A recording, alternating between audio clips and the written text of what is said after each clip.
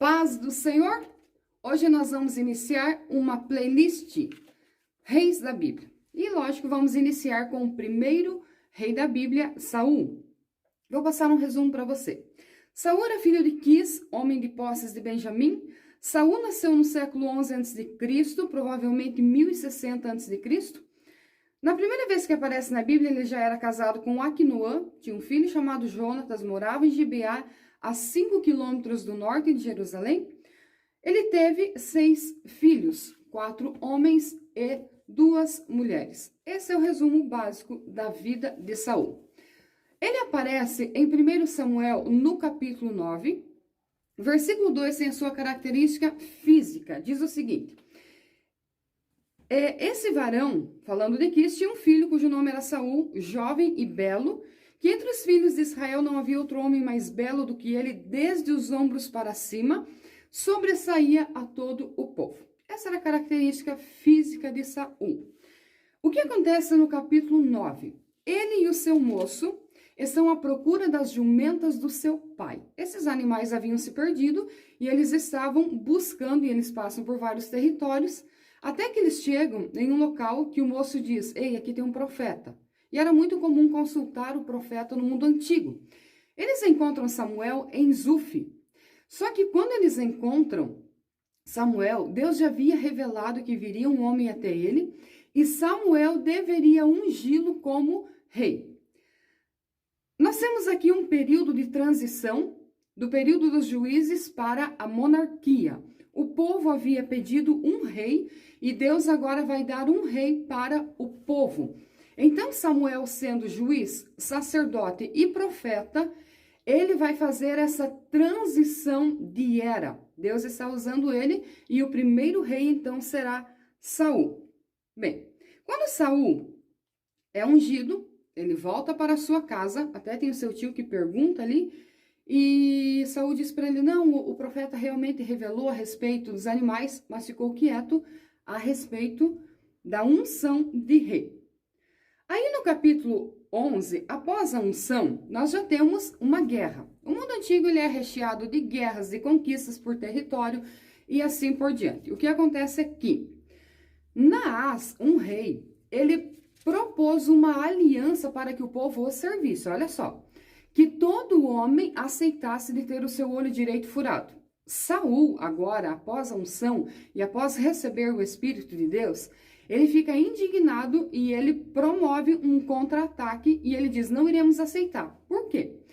Todos os guerreiros usavam o escudo no lado esquerdo, o instrumento de guerra, fosse uma lança ou qualquer instrumento que tivesse na sua mão, na mão direita. O olho direito o guiaria, era o olho mestre.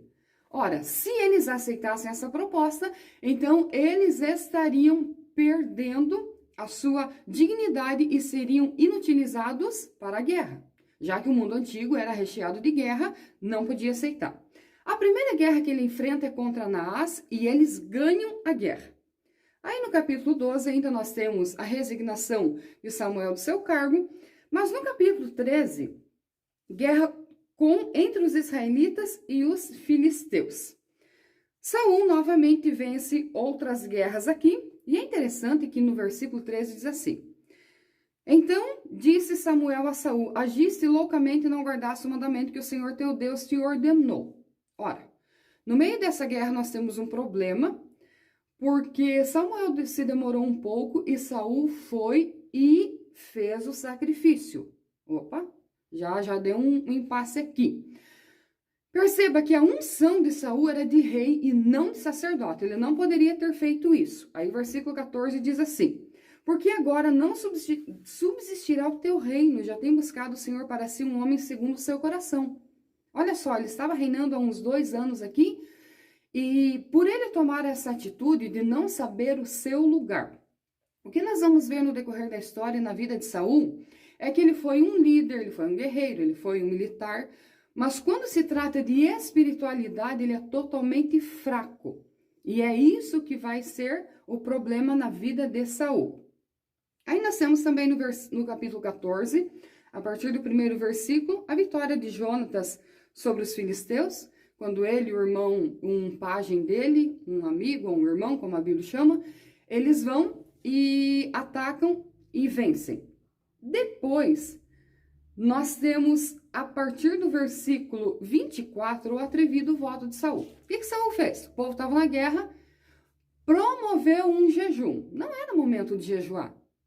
A gente vê que ele é um homem totalmente perdido. Por quê?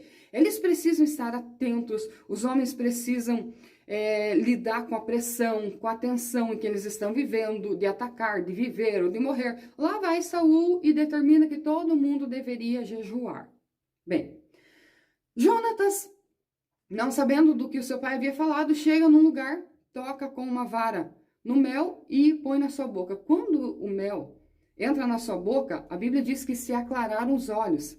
Claro, imagine você o dia inteiro sem comer, sem beber. Numa guerra, os homens estavam cansados, exaustos. Como Jonatas cometeu esse erro dentro daquilo que Saul, seu pai, havia determinado que ninguém fizesse, então Jonatas foi condenado à morte. Foi lançado sorte e caiu em Jonatas. A sorte era algo muito comum no mundo antigo. E aí os homens intercederam e disseram o seguinte: por que matar Jonatas? Ele é um guerreiro, ele tem guerreado por nós, ele tem vencido, ele é estrategista. E aí convencem Saul de não matar o próprio filho. Só que Saul diz o seguinte: não, se ele está impedindo, se ele é o problema, nós iremos matá-lo. Mas na verdade o problema desde o início, você percebe que será o próprio Saul, porque ele não consegue seguir as regras divinas. Ele quer que todo mundo siga as suas regras, mas ele mesmo não consegue obedecer a Deus. Bem, capítulo 15 tem um fato importante. Samuel manda a Saul destruir os amalequitas. Samuel disse o seguinte, entenda que a mensagem não era de Samuel, a mensagem era de Deus. Samuel é só o porta-voz.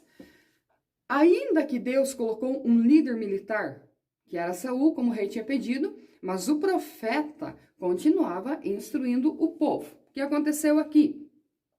Deus disse o seguinte: matem Agag, que é o rei, e mata tudo. Porque era comum o povo levar o despojo. Mas nesse fato, nesse episódio aqui, Deus disse: mata tudo, não quero ninguém vivo. Por quê?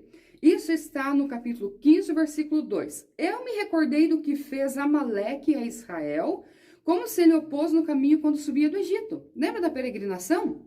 Eles foram dos inimigos fortes. E agora Deus está mandando destruir.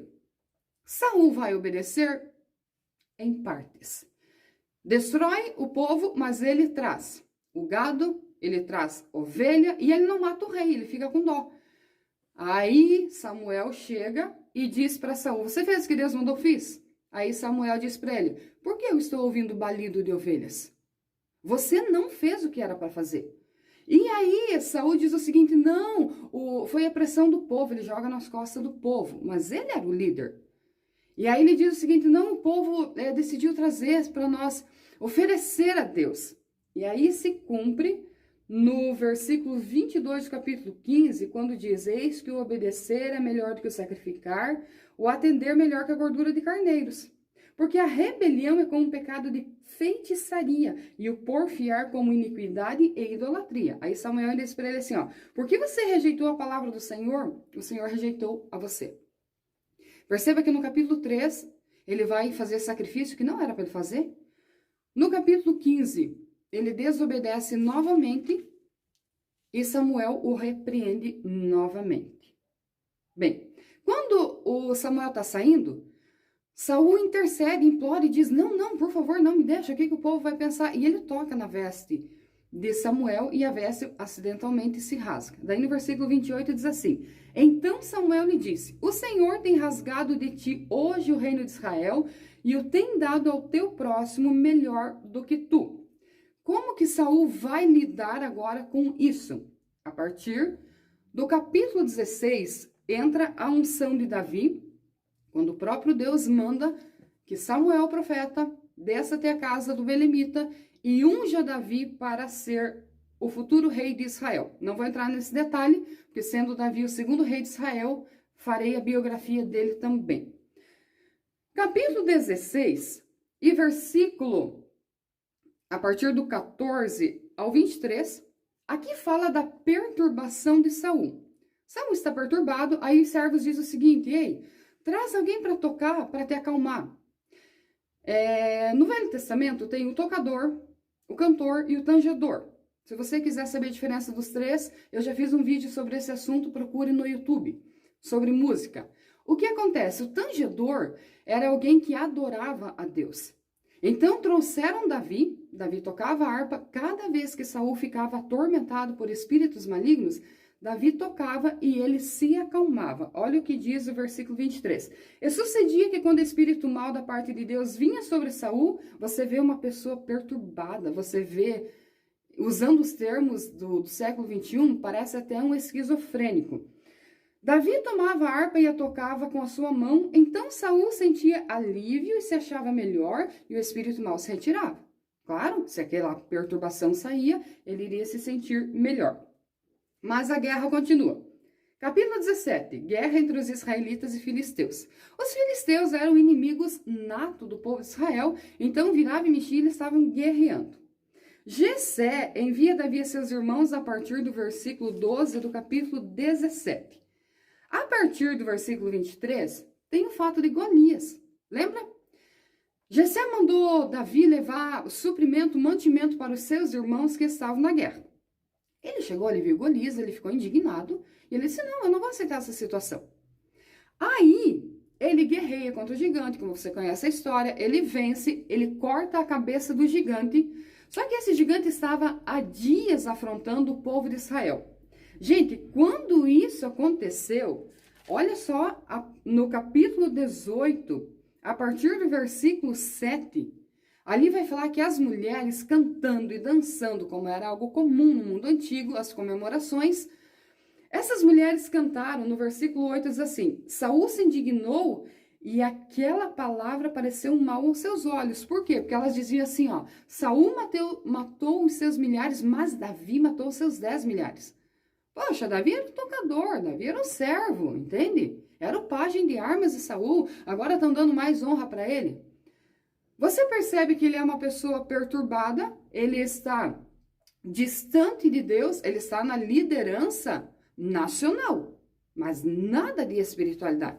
E agora ele vai desenvolver outra fase da sua vida, que é um ódio mortal e uma inveja mortal de Davi, a ponto de tentar matar Davi.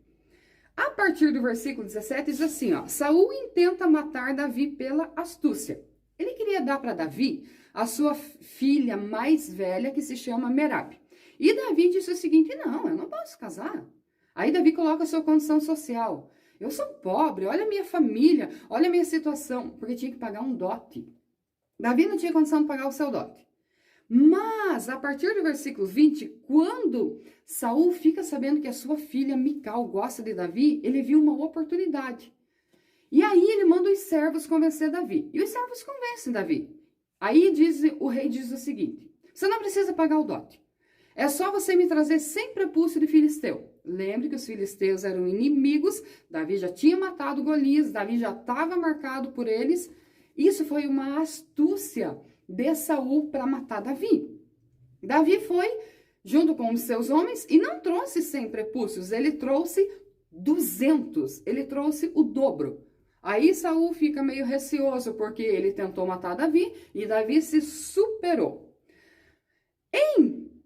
Ainda 1 Samuel, a partir do capítulo 19, diz o seguinte: Jonatas aplaca o ciúme que seu pai tem de Davi. Você vai ver nos textos o tempo inteiro Saul tentando fazer alguma tramóia, alguma trapaça para matar Davi. A partir do versículo 12, Mical engana seu pai e salva Davi. Mical diz que Davi está doente, que ele não pode comparecer até o rei, e bota algumas coisas na cama lá para dizer que tem alguém dormindo, e Davi foge, porque ela ouviu que o seu pai tentava matar Davi. A partir do capítulo 20, daí nós temos o encontro também de Jonatas com Davi. Jonatas e Davi, eles fazem um pacto, eles têm uma amizade muito grande, muito forte, mas uma amizade respeitosa, que você vai ver que após a morte de todos, Davi vai honrar esse pacto. Mas isso a gente vê no próximo vídeo. A partir do versículo 21, Davi vai ter com o sacerdote Aimeleque. E a partir do versículo 10, ele foge para Gate. Lembrando que Gate era território filisteu. Por que que Davi faz isso? Porque a perseguição se tornou tão forte que ele chega a encarar isso aqui. Ele tem que ir para um território que não é dele, um território inimigo, para que o seu próprio rei não venha matá-lo. No capítulo 22 tem algo interessante, quando ele vai para a caverna de Adulão. Tudo isso é porque ele está fugindo de Saul. A partir do versículo 6, Saul mata todos os sacerdotes de Nobe, ou seja, ajudou Davi, você vai morrer. Isso era uma forma de intimidação que os reis faziam para que as pessoas não ajudassem, e daí tinha esperança de que, se não morresse pela espada, morreria ou picado por um animal, ou morreria de fome, ou morreria de insolação. Essa era a esperança dele. Capítulo 23 de 1 Samuel, a partir do versículo 14. Saul persegue Davi no deserto de Zif. Bem, como Davi vivia fugindo, ora ele estava em caverna, ora ele estava no deserto, ele foi se tornando forte, tanto mentalmente, espiritualmente e fisicamente. E Saul, com seu exército, continua perseguindo Davi. A partir do capítulo 24, Davi corta a orla do manto de Saul. Olha só, Saul com seus homens estão descansando, dormindo, depois da perseguição. Davi vai bem quietinho, olha como Davi era fera. Vai lá e corta uma parte do manto, da orla de Saul e foge. Quando ele está longe, ele grita, ó rei Saul, e mostra. E diz para ele o seguinte, eu poderia ter te matado, mas eu não fiz isso. Por que você me persegue? Daí Davi começa a dizer assim, ó, eu sou como um cão morto, como uma pulga. Enfim, aí Saul entende que Davi o tinha nas suas mãos, mas não o matou. E agora, no capítulo 25, nós temos o falecimento de Samuel e a retirada de Davi para Parã. O que isso tem a ver na história? Isso aqui é uma parte muito importante, porque a partir da morte de Samuel, Saul já estava desorientado e ele continua mais desorientado ainda. Aí no capítulo 26 nós temos novamente a vida de Davi, ou Davi poupando a vida de Saul. Novamente Davi tinha uma coisa muito interessante, ele disse assim, ó, eu não vou estender as mãos. Ele já tinha sido ungido rei. O rei andava atrás dele dia e noite, mas ele decidiu que ele não iria fazer justiça própria. Isso aqui é muito lindo. Enfim, no capítulo 28, como Saul está desorientado, Saul está perdido, e ele tenta falar com Deus, ele tenta, enfim, e Deus não responde, Deus não fala com ele. O que ele faz? Saul consulta uma pitonisa em Endor, ou uma feiticeira. Lembrando que a prática da feitiçaria era condenada, está isso registrado no Pentateuco, essa prática era condenada, todas as feiticeiras deveriam ser eliminadas. Por quê? Porque a feitiçaria ela trabalha com mentira, ela trabalha com engano. E aqui nós vemos que Saul se disfarçou e procurou essa mulher.